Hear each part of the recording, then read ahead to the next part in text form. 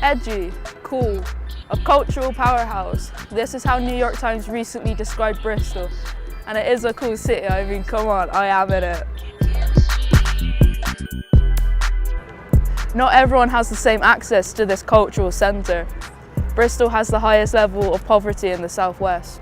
I'm Georgia, and I've lived here in North Bristol all my life. 1 in 4 children in Bristol is in poverty. This rises to a shocking 50% in some of the poorer neighbourhoods. The difference in these areas can be seen strongly in the life expectancy figures for Bristol.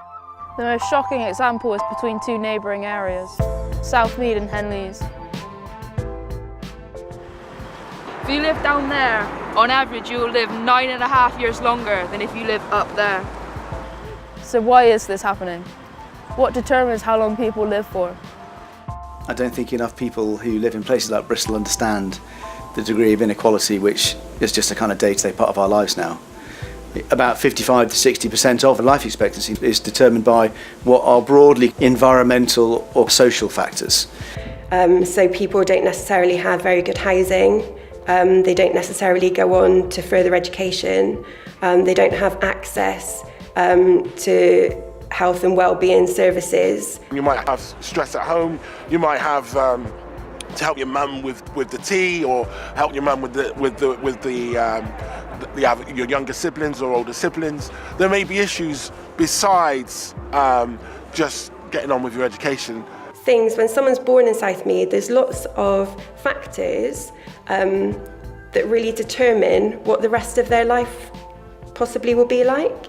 So even before they're born, they haven't got as many options as someone that might be born in Henleys. So it's a complex combination of factors that determines the 9.5-year gap in life expectancy. These factors are things that children and young people have no control over. How can this be right or fair?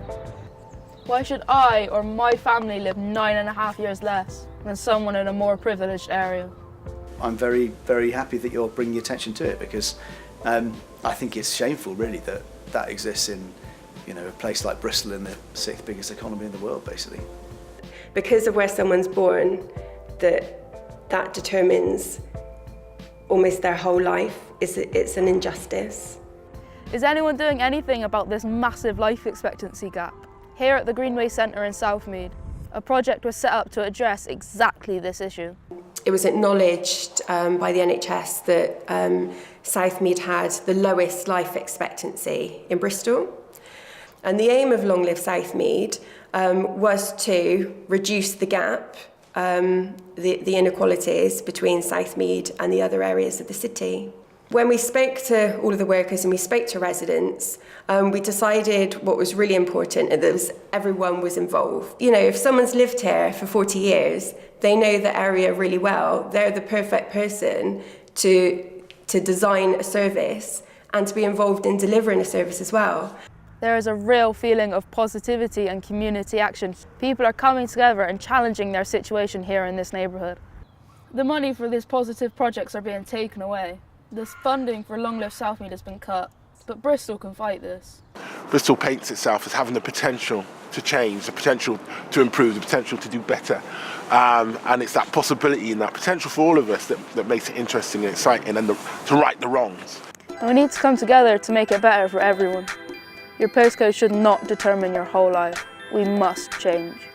Bristol, this is the light bulb moment we've been waiting for. We are all energy to fuel a force for good, to protect the interests of the vulnerable, the weak that we don't see. Let's make this possibility a reality.